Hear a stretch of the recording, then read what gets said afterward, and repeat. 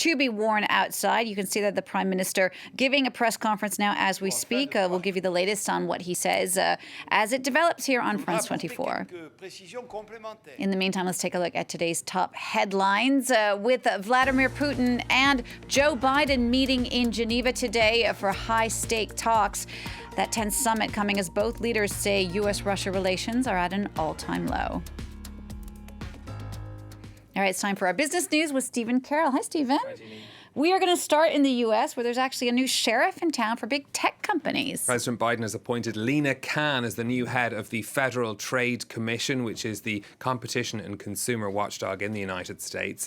The 32-year-old is a Columbia Law School professor and renowned competition law scholar. She's previously advised congressional investigations into big tech companies and is known as a fierce critic of Amazon in particular. In a statement, Khan said she looked forward to upholding the mission of the FTC in safeguarding fair competition and protecting consumers, workers and honest businesses from unfair and deceptive practices. She was confirmed by the US Senate on Tuesday as a member of the FTC's board, but then elevated to be its chair by the White House.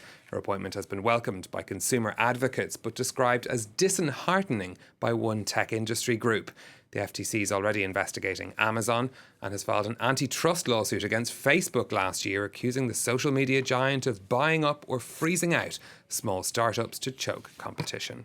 Next, the EU Commission President is visiting Spain and Portugal today to approve the first spending from its recovery fund. Ursula von der Leyen will approve the plans submitted by Madrid and Lisbon for money from the €750 billion pot.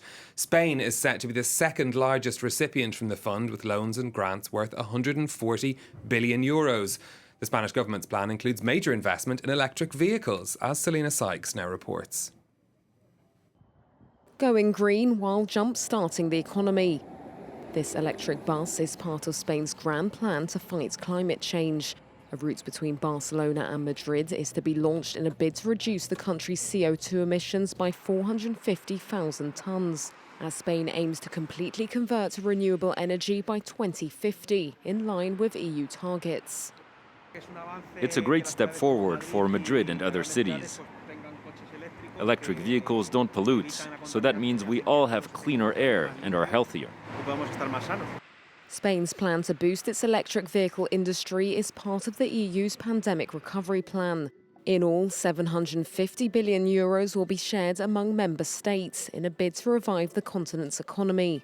Each government had to submit plans on how the funds would be used to meet EU goals, including cutting carbon emissions. Spain will be one of the biggest beneficiaries. We're taking into account a country's wealth and population, so big countries that were heavily affected by the pandemic, such as Italy and Spain, as well as France to an extent, will receive more than smaller countries or those who were less affected.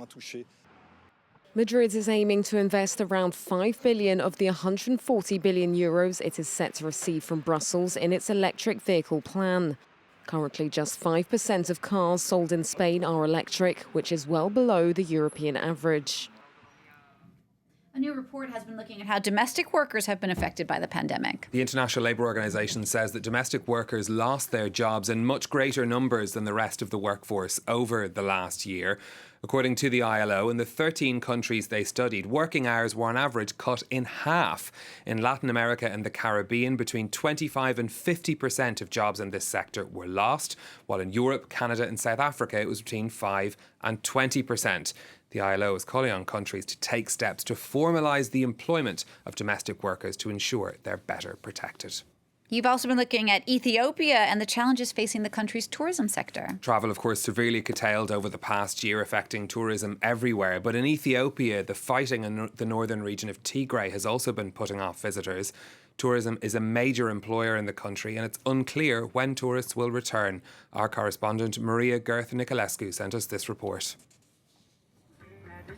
Desta hasn't left the Ethiopian capital for over a year.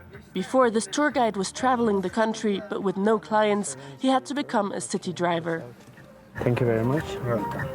His income was divided by two. Now I just drive at the city, but before, I was driving a day 500, 700 kilometers with the clients. When you go out of Addis Ababa, you see many different things. That was really nice. But now, because of COVID and the Tigray war, it gives us like a hard situation for us. Before the pandemic and the conflict in the north of the country, the tourism sector made up about 10% of the Ethiopian GDP and employed almost 2 million people, according to the government. This tour company is specialized in visits to the northern regions. It had to let go 85% of its employees. Popular for its many historic sites, Tigray used to be one of the main tourist attractions. In Tigray, here, these Rokiwan churches around Hausen, it's more than 80 churches. Ancient churches, and Aksum. We were busy around here. There is flight to Mekelle.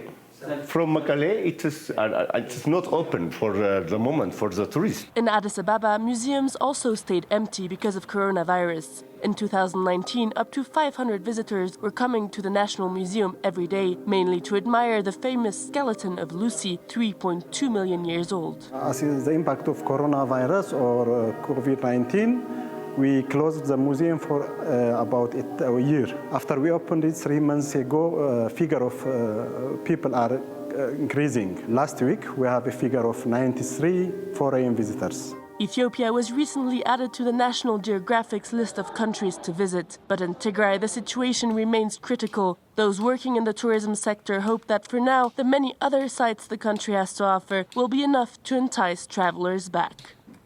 Quick look at what's happening in the markets for you next. European shares trading pretty flat this lunchtime. London and Paris just inching into positive territory. The Frankfurt DAX down slightly. Investors looking ahead to the Federal Reserve meeting that ends later in the US and what that might mean for the bank's stimulus to the American economy. Just to wrap up now, Stephen, Cristiano Ronaldo's rejection of Coca-Cola during a press conference Monday has had some big financial impact. Around $4 billion was wiped off the value of the soft drink maker after Ronaldo moved 2 bottles of Coke away from him during that press conference and turned to drink some water instead. Shares in the company dipped by 1.6% almost immediately after the gesture. The drop in value was pretty minimal for Coke, which is still worth around $240 billion. You can see here he moves the bottles away that were planted in front of him. That's because Coke is one of the sponsors of the Euros tournament that's happening at the moment. So he obviously wasn't too pleased about it. Coca-Cola saying in a statement that everyone is entitled to their drink preferences, which is a very polite way of saying what they really think. That's incredible. That's so interesting. Thanks, Stephen, for that. All right, coming up, but there is a brand new fashion trend. I don't know if you know about this. It's definitely not for everyone. It's butt cleavage leggings. I'm good, thanks. I don't need that. If you want to find out more about that thing that is a thing, stay tuned for the press review coming up after the news. That thing is...